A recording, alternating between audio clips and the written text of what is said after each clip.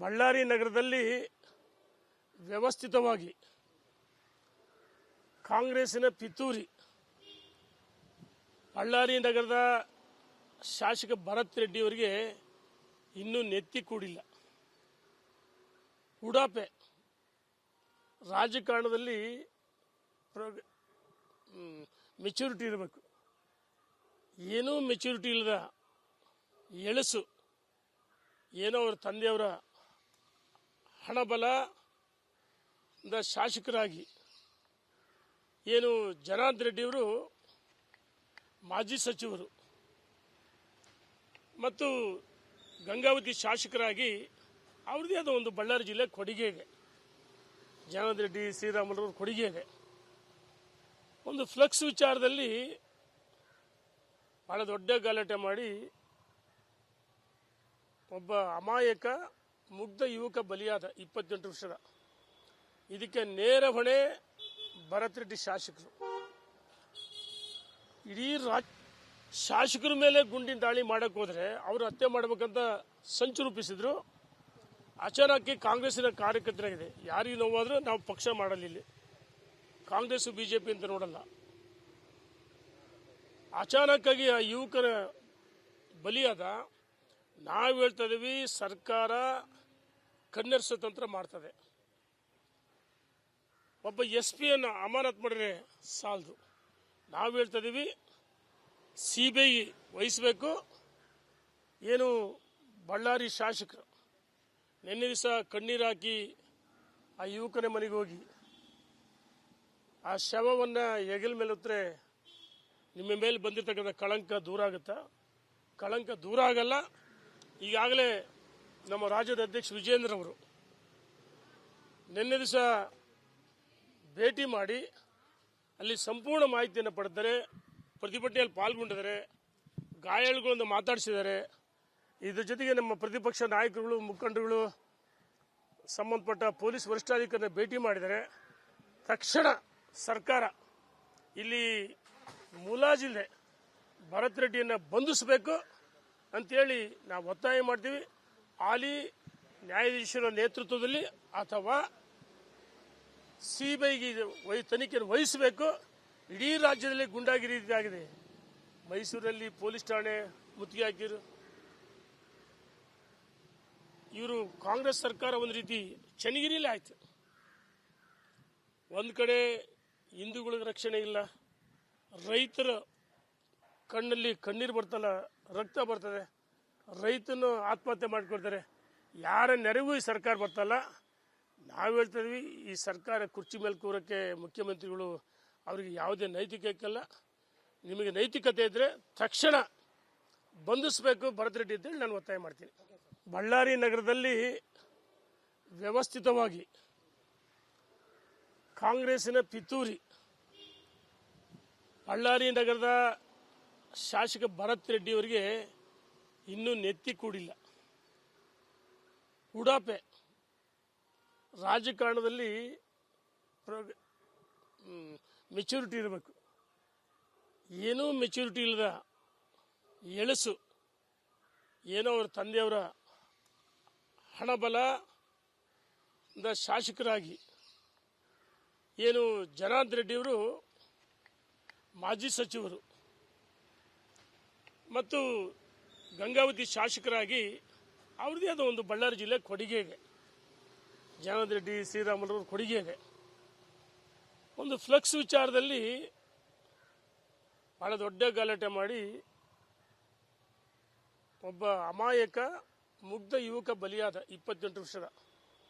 ಇದಕ್ಕೆ ನೇರ ಹೊಣೆ ಭರತ್ ರೆಡ್ಡಿ ಶಾಸಕರು. ಇಡೀ ಶಾಸಕರ ಮೇಲೆ ಗುಂಡಿನ ದಾಳಿ ಮಾಡಕ್ಕೆ ಹೋದ್ರೆ ಅವರು ಹತ್ಯೆ ಮಾಡಬೇಕಂತ ಸಂಚು ರೂಪಿಸಿದ್ರು.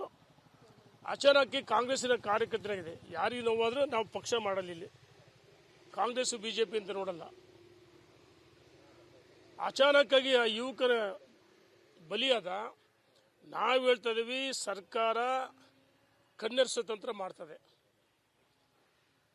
ಒಬ್ಬ SP ಅಮಾನತ್ ಮಾಡಿದ್ರೆ ಸಾಲದು. ನಾವು ಹೇಳ್ತಾ ಇದೀವಿ, CBI ವಹಿಸಬೇಕು. ಏನು ಬಳ್ಳಾರಿ ಶಾಸಕರು ನಿನ್ನೆ ದಿವಸ ಕಣ್ಣೀರು ಹಾಕಿ ಆ ಯುವಕನ ಮನೆಗೆ ಹೋಗಿ ಆ ಶವವನ್ನು ಹೆಗಲ ಮೇಲೆ ಹೊತ್ತರೆ ನಿಮ್ಮ ಮೇಲೆ ಬಂದಿರತಕ್ಕಂಥ ಕಳಂಕ ದೂರ ಆಗುತ್ತಾ? ಕಳಂಕ ದೂರ ಆಗಲ್ಲ. ಈಗಾಗಲೇ ನಮ್ಮ ರಾಜ್ಯದ ಅಧ್ಯಕ್ಷ ವಿಜೇಂದ್ರ ಅವರು ನಿನ್ನೆ ದಿವಸ ಭೇಟಿ ಮಾಡಿ ಅಲ್ಲಿ ಸಂಪೂರ್ಣ ಮಾಹಿತಿಯನ್ನು ಪಡೆದರೆ, ಪ್ರತಿಭಟನೆಯಲ್ಲಿ ಪಾಲ್ಗೊಂಡಿದ್ದಾರೆ, ಗಾಯಾಳುಗಳನ್ನು ಮಾತಾಡಿಸಿದ್ದಾರೆ. ಇದ್ರ ಜೊತೆಗೆ ನಮ್ಮ ಪ್ರತಿಪಕ್ಷ ನಾಯಕರುಗಳು, ಮುಖಂಡರುಗಳು, ಸಂಬಂಧಪಟ್ಟ ಪೊಲೀಸ್ ವರಿಷ್ಠಾಧಿಕಾರಿಯನ್ನು ಭೇಟಿ ಮಾಡಿದ್ದಾರೆ. ತಕ್ಷಣ ಸರ್ಕಾರ ಇಲ್ಲಿ ಮುಲಾಜಿಲ್ಲದೆ ಭರತ್ ರೆಡ್ಡಿಯನ್ನು ಬಂಧಿಸಬೇಕು ಅಂತೇಳಿ ನಾವು ಒತ್ತಾಯ ಮಾಡ್ತೀವಿ. ಹಾಲಿ ನ್ಯಾಯಾಧೀಶರ ನೇತೃತ್ವದಲ್ಲಿ ಅಥವಾ ಸಿಬಿಐಗೆ ತನಿಖೆಯನ್ನು ವಹಿಸಬೇಕು. ಇಡೀ ರಾಜ್ಯದಲ್ಲಿ ಗುಂಡಾಗಿರಿ ಆಗಿದೆ. ಮೈಸೂರಲ್ಲಿ ಪೊಲೀಸ್ ಠಾಣೆ ಮುತ್ತಿಗೆ ಹಾಕಿರು. ಇವರು ಕಾಂಗ್ರೆಸ್ ಸರ್ಕಾರ ಒಂದು ರೀತಿ ಚನ್ನಗಿರಿಲೇ ಆಯ್ತು. ಒಂದು ಕಡೆ ಹಿಂದೂಗಳಿಗೆ ರಕ್ಷಣೆ ಇಲ್ಲ, ರೈತರ ಕಣ್ಣಲ್ಲಿ ಕಣ್ಣೀರು ಬರ್ತಲ್ಲ, ರಕ್ತ ಬರ್ತದೆ, ರೈತನು ಆತ್ಮಹತ್ಯೆ ಮಾಡ್ಕೊಳ್ತಾರೆ. ಯಾರ ನೆರವು ಈ ಸರ್ಕಾರ ಬರ್ತಲ್ಲ. ನಾವು ಹೇಳ್ತಾ ಇದ್ವಿ, ಈ ಸರ್ಕಾರ ಕುರ್ಚಿ ಮೇಲೆ ಕೂರಕ್ಕೆ ಮುಖ್ಯಮಂತ್ರಿಗಳು ಅವರಿಗೆ ಯಾವುದೇ ನೈತಿಕತೆ ಇಲ್ಲ. ನಿಮಗೆ ನೈತಿಕತೆ ಇದ್ದರೆ ತಕ್ಷಣ ಬಂಧಿಸಬೇಕು ಭರತ್ ರೆಡ್ಡಿ ಅಂತೇಳಿ ನಾನು ಒತ್ತಾಯ ಮಾಡ್ತೀನಿ. ಬಳ್ಳಾರಿ ನಗರದಲ್ಲಿ ವ್ಯವಸ್ಥಿತವಾಗಿ ಕಾಂಗ್ರೆಸ್ಸಿನ ಪಿತೂರಿ, ಬಳ್ಳಾರಿ ನಗರದ ಶಾಸಕ ಭರತ್ ರೆಡ್ಡಿ ಅವರಿಗೆ ಇನ್ನೂ ನೆತ್ತಿ ಕೂಡಿಲ್ಲ. ಉಡಾಪೆ ರಾಜಕಾರಣದಲ್ಲಿ ಮೆಚುರಿಟಿ ಇರಬೇಕು. ಏನೂ ಮೆಚುರಿಟಿ ಇಲ್ಲದ ಎಳಸು, ಏನೋ ಅವ್ರ ತಂದೆಯವರ ಹಣಬಲದ ಶಾಸಕರಾಗಿ ಏನು ಜನಾರ್ದನ್ ರೆಡ್ಡಿಯವರು ಮಾಜಿ ಸಚಿವರು ಮತ್ತು ಗಂಗಾವತಿ ಶಾಸಕರಾಗಿ ಅವ್ರದ್ದೇ ಆದ ಒಂದು ಬಳ್ಳಾರಿ ಜಿಲ್ಲೆ ಕೊಡುಗೆ ಇದೆ. ಜನಾರ್ದನ್ ರೆಡ್ಡಿ, ಶ್ರೀರಾಮುಲು ಕೊಡುಗೆ ಇದೆ. ಒಂದು ಫ್ಲಕ್ಸ್ ವಿಚಾರದಲ್ಲಿ ಬಹಳ ದೊಡ್ಡ ಗಲಾಟೆ ಮಾಡಿ ಒಬ್ಬ ಅಮಾಯಕ ಮುಗ್ಧ ಯುವಕ ಬಲಿಯಾದ, 28 ವರ್ಷದ. ಇದಕ್ಕೆ ನೇರ ಹೊಣೆ ಭರತ್ ರೆಡ್ಡಿ ಶಾಸಕರು. ಇಡೀ ಶಾಸಕರ ಮೇಲೆ ಗುಂಡಿನ ದಾಳಿ ಮಾಡಕ್ಕೆ ಹೋದರೆ ಅವರು ಹತ್ಯೆ ಮಾಡಬೇಕಂತ ಸಂಚು ರೂಪಿಸಿದ್ರು. ಅಚಾನಕ್ ಕಾಂಗ್ರೆಸ್ಸಿನ ಕಾರ್ಯಕರ್ತರಾಗಿದೆ. ಯಾರಿಗೆ ನೋವಾದರೂ ನಾವು ಪಕ್ಷ ಮಾಡಲ್ಲ, ಇಲ್ಲಿ ಕಾಂಗ್ರೆಸ್ ಬಿಜೆಪಿ ಅಂತ ನೋಡಲ್ಲ. ಅಚಾನಕ್ ಆಗಿ ಆ ಯುವಕರ ಬಲಿಯಾದ. ನಾವು ಹೇಳ್ತಾ ಇದೀವಿ, ಸರ್ಕಾರ ಕಣ್ಣೆರ್ಸೋ ತಂತ್ರ ಮಾಡ್ತದೆ. ಒಬ್ಬ SP ಅಮಾನತ್ ಮಾಡಿದ್ರೆ ಸಾಲದು. ನಾವು ಹೇಳ್ತಾ ಇದೀವಿ, ಸಿಬಿಐ ವಹಿಸಬೇಕು. ಏನು ಬಳ್ಳಾರಿ ಶಾಸಕರು ನಿನ್ನೆ ದಿವಸ ಕಣ್ಣೀರು ಹಾಕಿ ಆ ಯುವಕನ ಮನೆಗೆ ಹೋಗಿ ಆ ಶವವನ್ನು ಹೆಗಲ ಮೇಲೆ ಹೊತ್ತರೆ ನಿಮ್ಮ ಮೇಲೆ ಬಂದಿರತಕ್ಕಂಥ ಕಳಂಕ ದೂರ ಆಗುತ್ತಾ? ಕಳಂಕ ದೂರ ಆಗಲ್ಲ. ಈಗಾಗಲೇ ನಮ್ಮ ರಾಜ್ಯದ ಅಧ್ಯಕ್ಷ ವಿಜೇಂದ್ರ ಅವರು ನಿನ್ನೆ ದಿವಸ ಭೇಟಿ ಮಾಡಿ ಅಲ್ಲಿ ಸಂಪೂರ್ಣ ಮಾಹಿತಿಯನ್ನು ಪಡೆದರೆ, ಪ್ರತಿಭಟನೆಯಲ್ಲಿ ಪಾಲ್ಗೊಂಡಿದ್ದಾರೆ, ಗಾಯಾಳುಗಳನ್ನು ಮಾತಾಡಿಸಿದ್ದಾರೆ. ಇದ್ರ ಜೊತೆಗೆ ನಮ್ಮ ಪ್ರತಿಪಕ್ಷ ನಾಯಕರುಗಳು, ಮುಖಂಡರುಗಳು, ಸಂಬಂಧಪಟ್ಟ ಪೊಲೀಸ್ ವರಿಷ್ಠಾಧಿಕಾರಿಯನ್ನು ಭೇಟಿ ಮಾಡಿದ್ದಾರೆ. ತಕ್ಷಣ ಸರ್ಕಾರ ಇಲ್ಲಿ ಮುಲಾಜಿಲ್ಲದೆ ಭರತ್ ರೆಡ್ಡಿಯನ್ನು ಬಂಧಿಸಬೇಕು ಅಂತೇಳಿ ನಾವು ಒತ್ತಾಯ ಮಾಡ್ತೀವಿ.